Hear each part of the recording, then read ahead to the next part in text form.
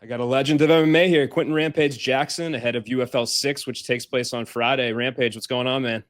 Not much. How you doing, brother? I'm doing well. Thanks for jumping on here. I know you've always got a lot going on, so it's good to catch up with you, hear all the different things that all the different projects you're involved in, and one of them Friday, UFL 6. I know this is a promotion that you've cared about. Can you, for people that have never seen UFL before, this might be the first time that they're hearing of it. Can you just kind of explain what you got going on? Team Rampage versus Team Cejudo on Friday in Arizona. Yeah, on Friday, I represent Team OC, and we're going against Team Scottsdale. Henry Cejudo is the captain, owner of that team, and I got some killers on my team that's going to beat the brakes off his boys. May 2nd. I love it. That's in Scottsdale, Arizona. You can watch it on Rumble, I believe.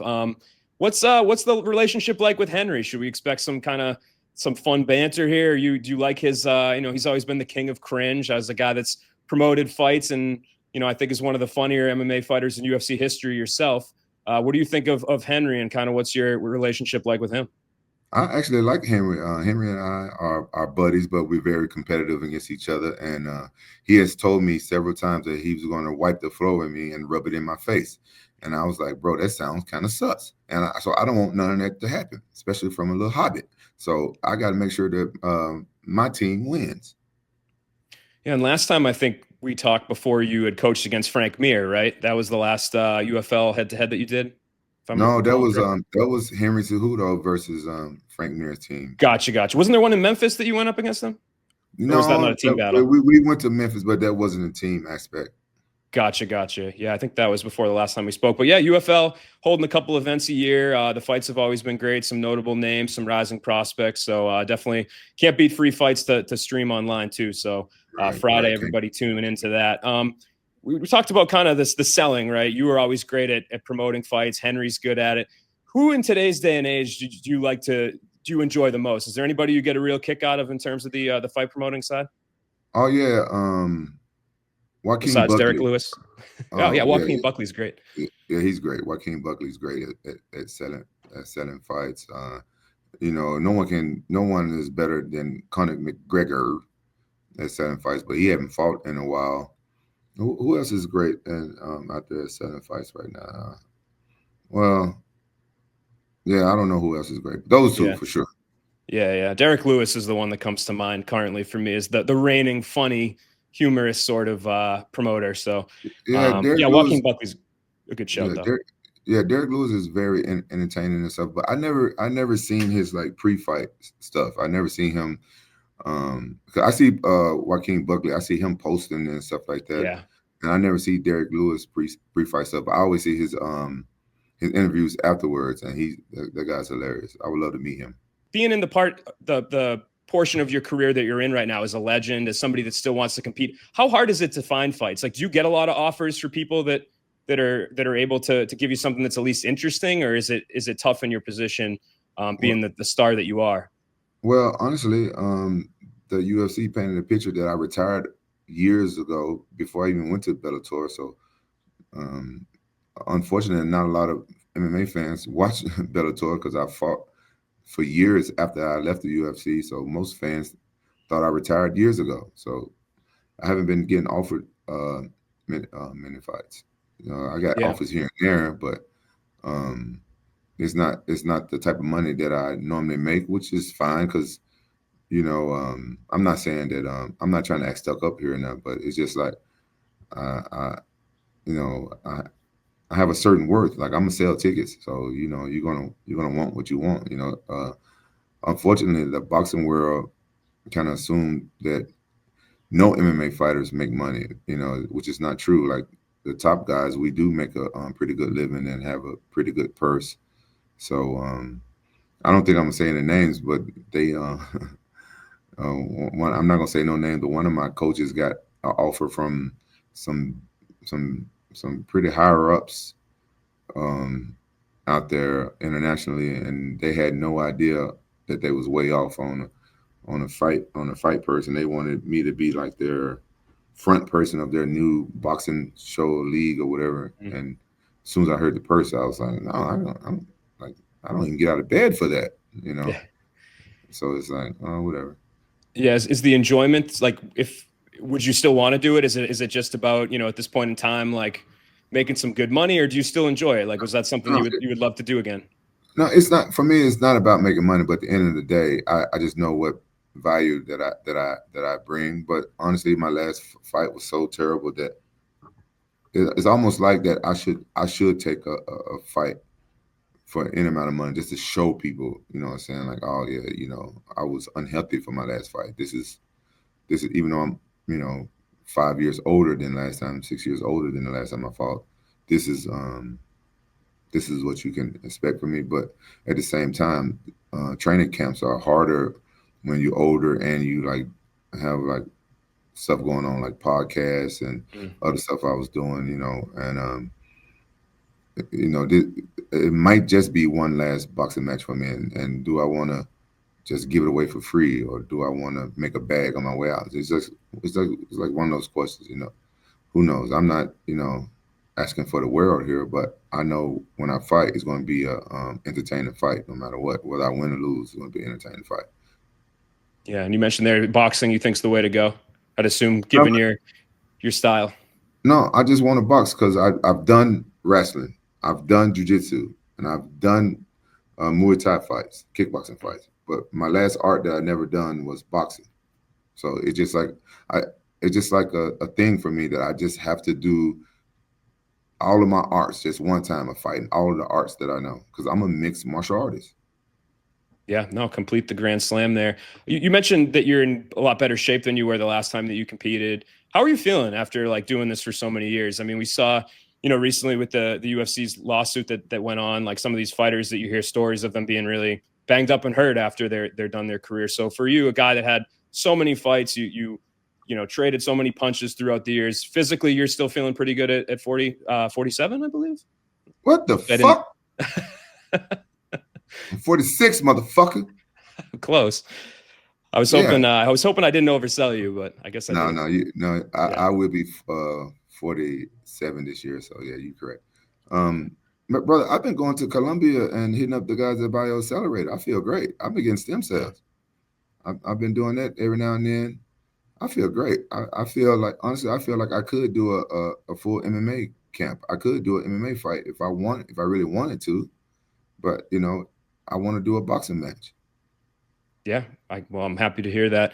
For fighters that are on the come up, young guys making their way to the top, what kind of advice would you give them? Is there anything, if you were to look back on your career, that you wish you knew or you could do differently in how to manage it? Because I think you've done a great job. Like you're winding down your career. You said you might have one fight left, but you've got all these opportunities, all these business ventures. You're involved in a lot of stuff. So I figured you'd be somebody that would be good to kind of hand out this sort of advice.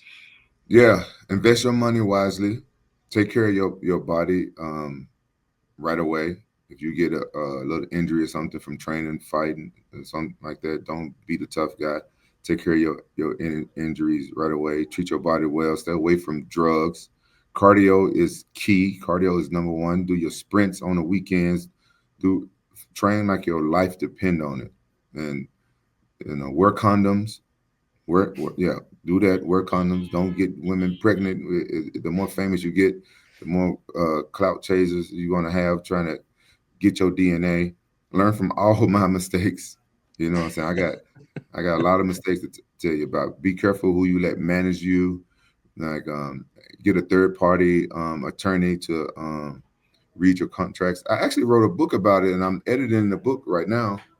And Oh, there's a book that to tell all the up and coming fighters about all the mistakes I made, and I wanted to be kind of like a manual so they can take it to the gym with them and have a checkoff list and everything. So the book is I wrote it during COVID, but I'm not an author, so it's taking me a long time to get it like all I want to get. I'm a perfectionist. I want to get as close as perfect as I can get it done and edited and put it out there so um, people can learn from my mistakes. tremendous, man. I can't wait to hopefully keep working on that. I think that would be an awesome, valuable resource, and somebody that has a good advisor in their camp is your son. I know we had talked about him before the interview the last time he went on his pro debut. It didn't go his way, but he's been out of action for a couple of years, and I think I saw that he booked his second fight. So what do you think of, kind of how's his career progressing, and should people expect to to see him a little bit further along, skills wise in this next one? I don't want to really talk bad about my son. I love him, but he should have been on my team. May 2nd is his birthday. He should have been fighting for Team OC on May 2nd. But I think that my son, he wants to do things his way. He don't want to take my advice. He was an inspiration for me to write the book, because when COVID happened, I didn't know what was going to happen. People was dropping like flies, and I didn't know if I was going to make it or not. I didn't even get sick, but I was just one of those type of people. So I wish him the best. I'm going to miss his fight on May 10th. I'm gonna be out of the country. I wish the best for my son, but my son, he wants to do things himself. I guess he feels like he's living in my shadow. He I take it as a slap to the face. Like he's saying like I don't know what I'm talking about, because he just won't take my advice. I'm like, okay, son, go do it by yourself. He has a great coach. Tony McKee is coaching him, and I can honestly say that my son he'll be 25 this year. At 25, he has his skills is better than I was at 25. But at 25, I was already in pride, fighting and kicking ass, and he just now coming to his second fight. So he's a little bit behind the curve there because he don't take my advice. So I wish him the best of luck, but I'm gonna let him do it on his own like he wants. So I'm gonna take a full step backwards, and I probably won't be in my son's corner until he starts taking my advice. But if he wins his next fight and he looks great and everything, I'm gonna have to be okay, son, you was right. Yeah, I see both sides of it. Well, I guess we'll see kind of how it goes. May 10th, Rashad Jackson fighting at Lights Out 24 for anybody interested. So let's close on this, man. We talked about the main reason you're here, UFL 6 Friday on Rumble. You and Henry Cejudo's teams going head to head. What else you got going on? You got the Jackson podcast. I saw you teaching some college kids manners in a bar recently on Kick, right? So where can people find you? What can they expect from you? Any other projects you want to shout out while you're here?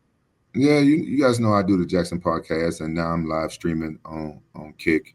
I really like the Kick streaming. It's so fun. Like I get trolled a lot, but some of those guys are funny. Some of them are like real bad haters, like low lives, bro. Like I'm saying, they just like straight up like low lives. Like why you even if you feel that way about me, why you even watching me? You know what I'm saying?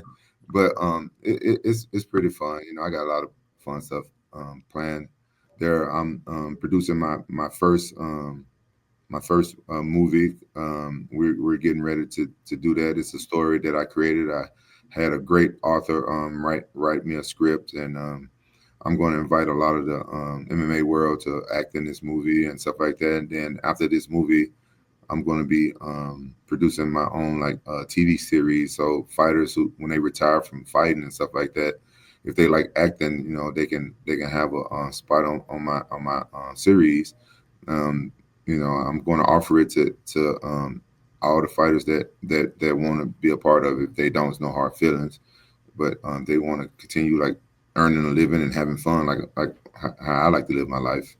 They're more than welcome to come and do cameos on the show, and if they like it, we can give them like a part where they keep being on the show and stuff like that. I just want to do fun stuff. I'm like a live streaming, acting, and doing podcasts and working a lot with F3 Energy Drink and UFL. It's all fun. I'm in my fun era. Yeah, tremendous. Books, movies, TV series, podcasts. What can't the man do? Rampage Jackson, appreciate you. Hope to see you back in there soon. But UFL 6 is Friday. He'll be in the team coaching role in Scottsdale, Arizona. Rampage, I appreciate it, man.